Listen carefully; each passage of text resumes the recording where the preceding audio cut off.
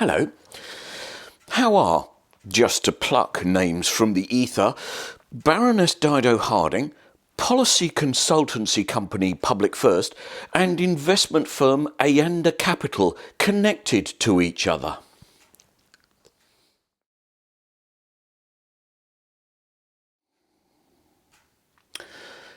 The answer is that they and others appear to have significantly benefited from the deliberate reduction of government scrutiny and oversight over the last few months during the coronavirus pandemic.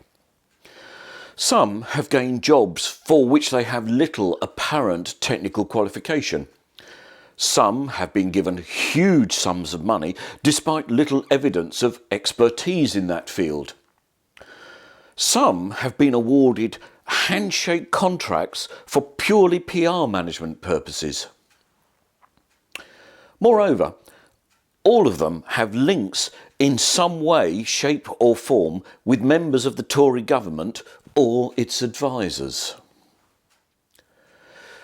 This should be alarming, yet appears to generate very little public comment, for it would be greatly criticised if carried out by a small foreign nation, one the UK was seeking to do business with, yet finding itself rebuffed. The words that would no doubt be used are corruption, nepotism and sleaze.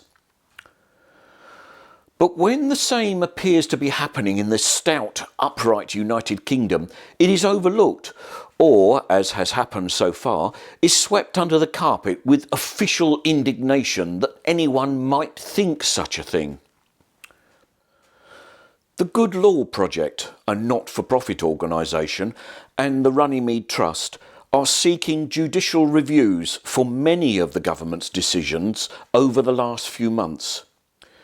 Decisions for use of taxpayers' money without sufficient scrutiny or results, and the appointment of certain people to key roles in the pandemic response without any pretence to an open recruitment process.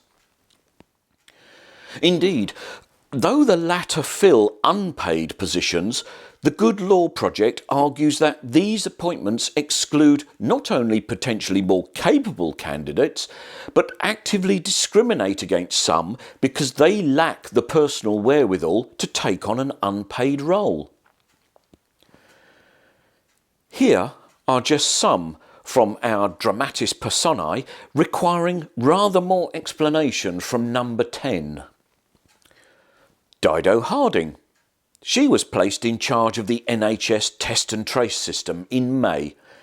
Despite being under fire for the woeful performance of this supposedly world-beating service, she was then appointed to lead the National Institute for Health Protection, a merger of Public Health England and Test and Trace. Neither appointment was subject to open competition. She is a baroness, a friend of former PM David Cameron, known to Health Secretary Matt Hancock, married to Tory MP John Penrose. Her skills, I use the word with caution, are managerial at most.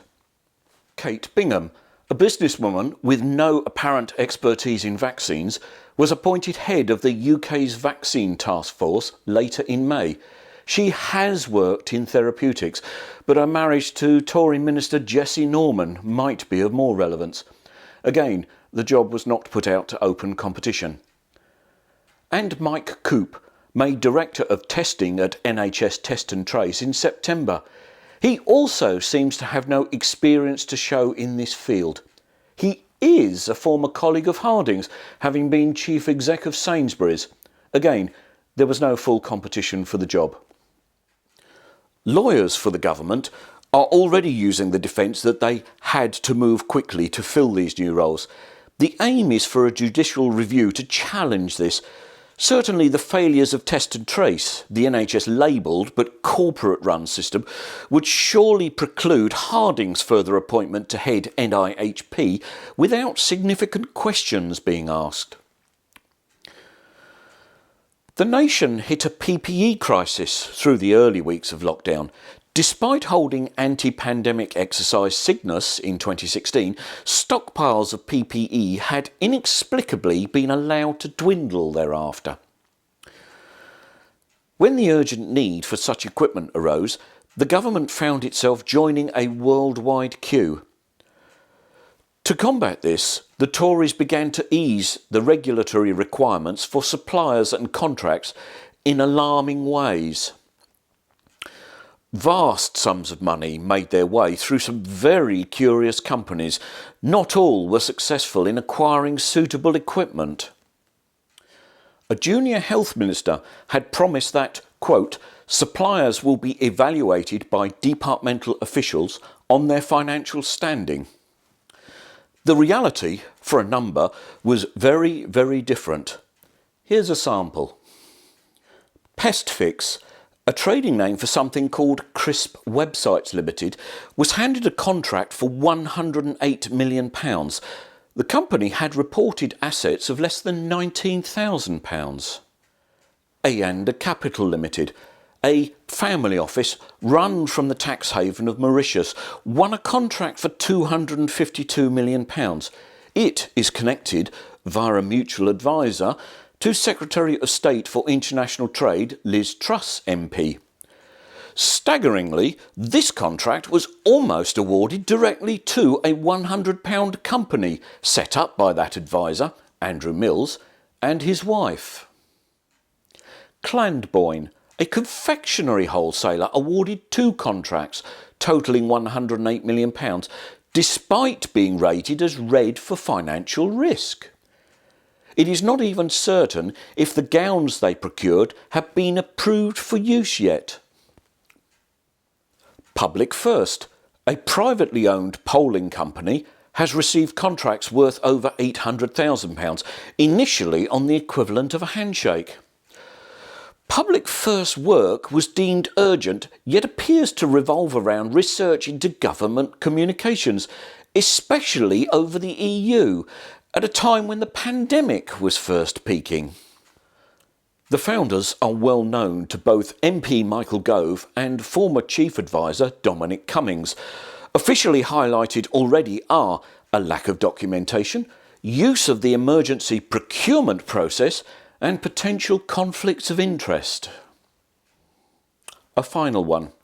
PPE MedPro is yet another £100 company, set up by an associate of a Tory baroness and awarded 2 contracts totalling in excess of £200 million, only 7 weeks after it was set up. The alarming aspects don't end here. Leaked documents highlight the existence of a VIP channel for those with connections to ministers or the Cabinet Office outside of the normal public channel. Those bidders placed into this special channel were 10 times more likely to be awarded contracts, were actively guided through the process by the Cabinet Office, and were able to charge the taxpayer up to 25% more than the average paid to other non-VIP suppliers without questions being asked. So what has happened with regard to oversight of all this? That is for part 2. Chin chin.